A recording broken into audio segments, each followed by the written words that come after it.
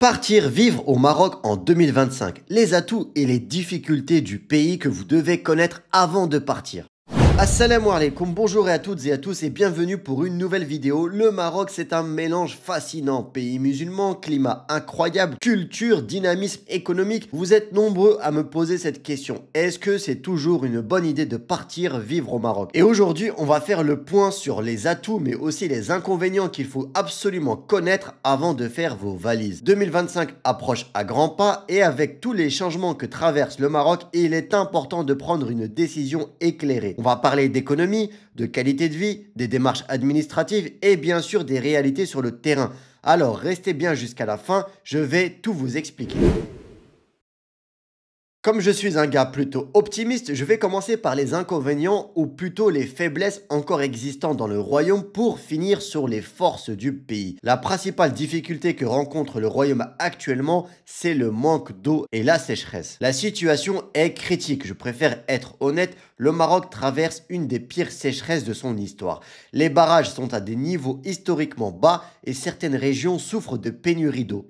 Si vous envisagez de vivre dans le sud ou dans des zones rurales, l'accès à l'eau peut même être coupé à certains moments de la journée. Alors oui, il y a des solutions mises en place avec les usines de dessalement d'eau de mer et certaines villes profitent déjà de cette eau comme dans la région Sousse où l'eau courante, c'est-à-dire l'eau du robinet que vous avez, provient de ces usines de dessalement. Maintenant, on n'est encore qu'au début de ces usines. Derrière, il y a encore des défis sur les batteries, les filtres utilisés pour dessaler l'eau. Vous me direz en commentaire ce que vous en pensez, mais cela affecte aussi fortement l'agriculture. Le second défi du royaume concerne le chômage, car le chômage est au plus haut. Avec un taux dépassant les 20%, trouver un emploi au Maroc peut être un véritable casse-tête, surtout si vous ne travaillez pas dans un secteur stratégique comme le digital ou les énergies renouvelables. Les jeunes diplômés sont particulièrement touchés et les opportunités pour les étrangers ne sont pas toujours au rendez-vous, sauf dans des secteurs très spécialisés. À garder en tête, si vous comptez vivre au Maroc, il est souvent préférable d'arriver avec un projet entrepreneurial ou des économies pour ne pas dépendre du marché de l'emploi local. Notamment si vous êtes étranger, ça peut être encore plus difficile de trouver un emploi car la préférence nationale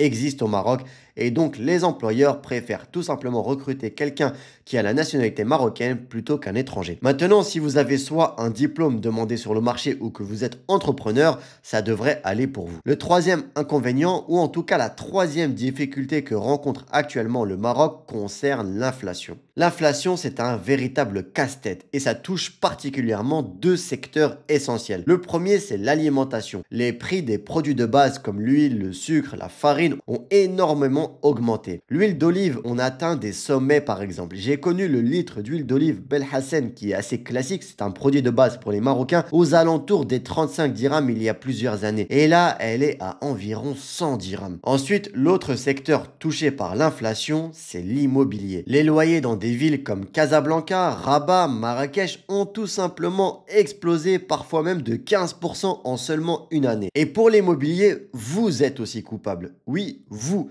ceux qui s'installent au Maroc et qui font exploser les prix, et je rigole à peine. Car beaucoup viennent au Maroc et prennent des logements en location sans négocier les prix, car ils comparent avec leur pays d'origine en Europe. 6000 dirhams, un appartement de 100 mètres carrés, 2 chambres, ça fait quoi? 600 euros, purée, c'est vraiment pas cher. J'avais pour ce prix en région parisienne un petit studio. Eh ben non, c'est 6000 dirhams, c'est pas 600 euros, je le dis tout le temps. Et c'est ce raisonnement qui fait grimper les prix et qui ici font même mal aux locaux. Donc s'il vous plaît, si vous faites partie de la future vague d'arrivée en 2025, négociez les prix, n'acceptez jamais le premier loyer, demandez aux gardiens des quartiers, les hanout, quels sont les prix pratiqués pour avoir une moyenne et vous faire une idée. Encore une fois, il y a quelques années où j'habite, on avait des appartements à 4000 dirhams dans des bons quartiers pour 90 mètres carrés et aujourd'hui ça n'existe plus dans ces prix-là. 90 mètres carrés, on est à minimum 5500, 6000 dirhams. Bon, maintenant, voici le dernier inconvénient que j'ai à vous partager avant de passer aux atouts qui sont nombreux, j'avoue. Les inégalités régionales. Et oui, le Maroc est un pays à deux vitesses au niveau régional, en tout cas pour le moment. Si Casablanca, Rabat ou Tanger bénéficient d'infrastructures modernes, un marché de l'emploi assez actif et dynamique, d'autres régions restent en retard et sont plus en difficulté. Pareil pour les services publics, les transports en commun, les activités pour les enfants, les hôpitaux, etc. Même si ça tend à s'améliorer, il faut être honnête, il y a quand même une différence significative entre Casa, Rabat, Tanger et le reste du royaume, et notamment sur la partie pro-business. Si vous souhaitez lancer une activité sur le marché local,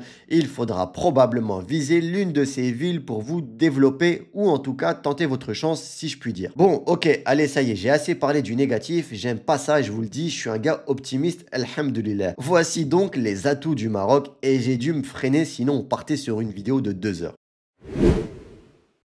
Le premier, eh ben oui, c'est un pays musulman. Et à chaque fois que je ferai une vidéo des atouts du royaume, ce critère sera toujours en numéro 1 car il doit être l'atout numéro 1.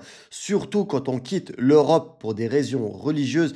En tant que MRE, je sais à quel point, pour l'avoir vécu moi-même, c'est important de se sentir chez soi dans un pays où l'on est libre de pratiquer sa religion en paix. Ceci étant dit, voici les autres forces du royaume. Une économie en plein essor. Avec un PIB qui a grimpé de plus 10%, le Maroc affiche une des croissances les plus dynamiques de la région. Les secteurs moteurs de cette croissance, eh bien, le tourisme en un. Marrakech, Agadir et Fès ont accueilli un nombre record de visiteurs. Même si je vous parlais du retard de certaines villes au niveau infrastructure et opportunités professionnelles, quand on parle tourisme, ces trois villes sont de vraies locomotives avec bien sûr Marrakech en numéro 1. Le second moteur de cette croissance, c'est les énergies renouvelables. Le Maroc est un leader africain dans ce domaine avec des projets ambitieux comme le projet Nour à Ouarzazate. Si vous travaillez dans ce secteur, vous aurez probablement beaucoup d'opportunités dans le royaume, que ce soit au niveau business entrepreneurial ou bien dans le salariat, donc n'hésitez pas à jeter un œil au site de recrutement marocain. Enfin, les investissements étrangers. Des géants comme Renault et PSA continuent de miser sur le Maroc, mais la Chine, par exemple, a aussi jeté son dévolu sur le royaume avec de nombreux investissements massifs. Il y a quelques jours, par exemple, il y a eu le lancement de la plateforme Alibaba au Maroc, et je ne parle même pas des projets lancés entre la France et le Maroc il y a quelques semaines.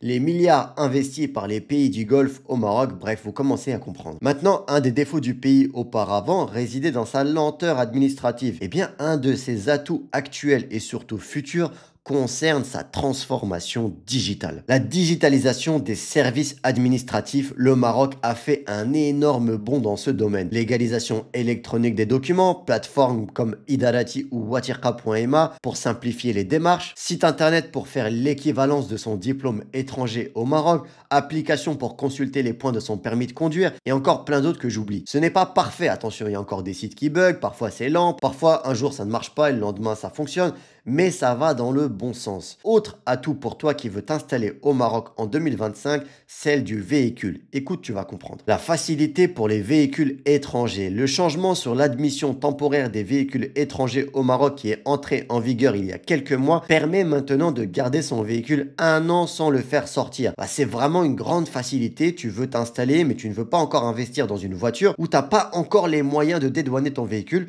Tu peux garder ton véhicule étranger 1 an le temps d'être bien installé et ça aide beaucoup de gens. Fais attention, c'est 1 an sur l'année civile. Ensuite, la fiscalité avantageuse pour les entreprises. Le Maroc a harmonisé l'impôt sur les sociétés à hauteur de 20%, ce qui est très compétitif pour les entrepreneurs. Plus besoin de faire des calculs avec les tranches, les montants de résultats nets, etc. Tout le monde paye 20% d'impôts, sauf les plus grandes sociétés au-dessus de 100 millions de dirhams de bénéfices nets qui, eux, paieront 35%. Mais on n'en est pas encore à là, même si je vous le souhaite. La qualité de vie et le climat. Le Maroc offre un cadre de vie exceptionnel. Un climat agréable toute l'année, une culture riche et diversifiée, une gastronomie reconnue mondialement. Envoyer à sa famille rester dans le froid une petite photo du soleil en bord de mer un 15 décembre, ça fait toujours plaisir, même si à eux, ça ne leur fait pas du tout plaisir. Maintenant, voici quelques conseils pour vous aider à réussir votre installation, Inch'Allah. Le premier, gardez toujours en tête pourquoi vous venez. Ça vous aidera à vous rappeler, peu importe les épreuves, pourquoi vous êtes venu au Maroc. Car oui, il y aura des épreuves, tout n'est pas parfait, je l'ai déjà dit. Il faut une période pour s'adapter, s'acclimater au pays, aux Marocains entre guillemets locaux. Et comme je le dis toujours, c'est à à vous de vous adapter et non à eux. Deuxième conseil, faites un budget réaliste. Prévoyez les hausses de prix et assurez-vous d'avoir un petit matelas financier pour les imprévus avec un vrai projet professionnel, que ce soit sur le marché local ou en ligne, mais ne venez pas les mains dans les poches, surtout si c'est des poches vides. Troisième conseil, apprenez la Darija, c'est essentiel pour s'intégrer et éviter les frustrations du quotidien. Bien sûr, il y a mon application Vivre Darija qui est parfaite pour ça, avec le lien en description disponible sur iPhone et Android et même sur tablette.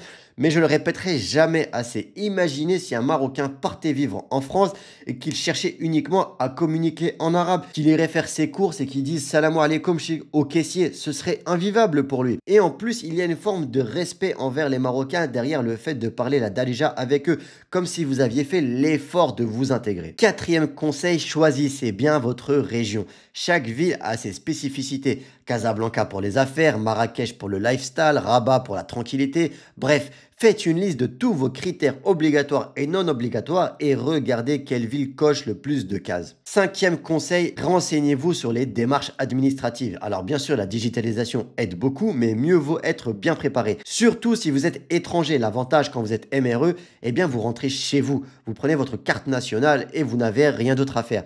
N'oubliez jamais de couper vos allocations à l'étranger et de prévenir de votre départ pour éviter tout problème par la suite. Inscrivez-vous au registre des Français ou des Belges si vous êtes belge, de l'étranger au consulat au Maroc. Si vous voulez encore plus de conseils pratiques pour réussir votre installation, je vous ai tout écrit dans un guide unique, Partir vivre au Maroc, disponible en version e-book ou Amazon papier. Je vous mets aussi les liens en description. Dites-moi ce que vous avez pensé de la vidéo en commentaire, le petit like et l'abonnement pour soutenir, ça fait plaisir. Et surtout, dites-moi vous en êtes où quant à votre installation au Maroc en commentaire. Je vous laisse avec 2 vidéos au choix sur la vie au Maroc. Quant à moi, je vous dis à la semaine prochaine, Inch'Allah, pour une nouvelle vidéo. Et surtout, n'oubliez pas, prenez soin de vous, prenez soin des autres. Assalamu alaikum.